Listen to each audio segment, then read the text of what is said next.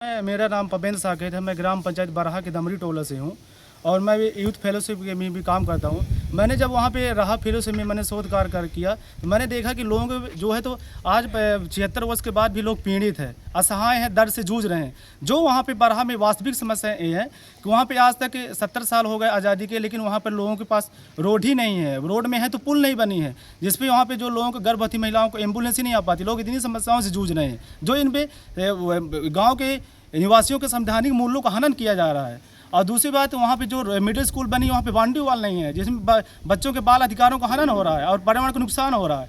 और आज तक हो गया वहाँ पे गौशाला नहीं है, जिसपे किसानों की खेती को नुकसान हो रहा है। और वहाँ पे खेल का मैदान नहीं बनाया गया है दमरी टोला में, जो कि SC/ST समुदाय की बस्ती 1200 से 1500 की आबादी है। और वहाँ पे जो है तो कुछ लोगों का PM आवास में सर्वे किया गया है, लेकिन कुछ लोगों का 30% लोगों का जो है तो नाम नहीं है। और दूसरी समस्या ये है कि उसमें दमरी टोला में जो है तो जो SC समुदाय की टोटल SC समुदाय उसी बस्ती में ही है। तो वहाँ पे हम ये चाहते हैं कि वहाँ मिनी आंगनवाड़ी केंद्र स्थापित किए जाए, क्योंकि आंगनवाड़ी दूर जो है 2 से 3 किलोमीटर में दूर है। और जो वहाँ पे जो बच्चे हैं, धूप हो, पानी गिर रहा हो तो वो दूर नहीं जा पाते हैं, जिससे उनमें कुपोषण और कुपोषित बच्चे हो जाते हैं, जो बाद में भारी समस्याएँ उत्पन्न हो जाती हैं। और जो है और व्यापक समस्याएं भी हैं सर, जिसमें से 2 पुल नहीं है और 30% लोगों का नाम भी नहीं है। PCC रोड जो बनी है उनमें 2 तरफ नालियाँ नहीं है, जिसमें गंदगी फैल रही है और लोग परेशान हैं। और जो है तो सरपंच सचिव द्वारा आज तक ग्राम पंचायत का बैठक नहीं किया जा रहा है, जिसमें पंच मेरे साथ 2 लोग आए हैं। उन बोल रहे हैं कि हम पंचायत में क्या होता है, कैसे होता है, हमें कोई जानकारी ही नहीं है। आज तक हमें बैठक में बुलाया नहीं जा रहा है।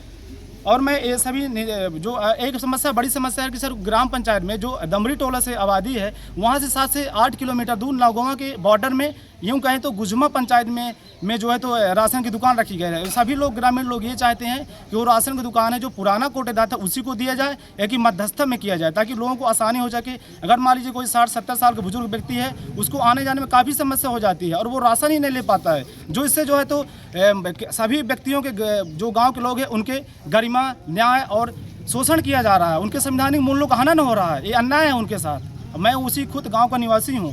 और सर इसके पहले जो राकेश प्रजापति था, उसका जो है तो अच्छा काम करता था और लोग जो है तो उसके सपोर्ट में रहते थे। और किसी भी कभी ID में नाम जोड़ना, राशन में नाम जोड़ना, तो वो उसको फ़ोन लगाते तब भी कर देता। लेकिन जब से उसको हटा दिया गया है तो आज तक GRS ही नियुक्त नहीं किया गया पंचायत में। और जो भी सचिव आते हैं वो कंप्यूटराइज्ड ज्ञान उनको होता ही नहीं है। ऐसी धांधली चल रही है सर, उनको नॉलेज नहीं, और रहते भी है तो दूसरे पंचायत में बुलाते हैं कि आ जाओ इधर काम कराओ। तो सर ये लोगों के न्याय और गरिमा के संवैधानिक मूल्य का हनन हो रहा है। जो लोग जो है तो ये 75 के आज़ादी के साल के बाद भी अगर ऐसे काम ना हो तो ये बहुत बड़ी विडम्बना है हमारे देश में। सर यही है सर, मैंने समस्या बता दिया है सर। जनप्रतिनिधि मामला ऐसा है कि सर कोई भी जनप्रतिनिधि आता है तो अपने वोट के लिए आता है सर। और क्योंकि ये जो पूरा ST/SC समुदाय अम्बेडकरवादी हो चुका है सर, तो उनको ये लगता है कि अम्बेडकरवादी है, इसका हमें क्या काम करना। और जो रियलिटी में कहा जाए तो जो बरहा पंचायत में जो जनरल आबादी से लगी हुई बस्ती है उनमें विकास है, डामरीकरण रोड है, नल है। लेकिन जो ST/SC की आबादी रियलिटी में है वहाँ पे कोई विकास नहीं है, क्योंकि वहाँ पे कोई जनरल आबादी है ही नहीं। इसलिए अगर जनरल आबादी वाला होता तो उनके साथ साथ इनका हमारा भी विकास हो जाता। इसीलिए जनप्रतिनिधि जो है ज़्यादा ध्यान नहीं देते, अपने वोट के लिए आते हैं, बस हो गया।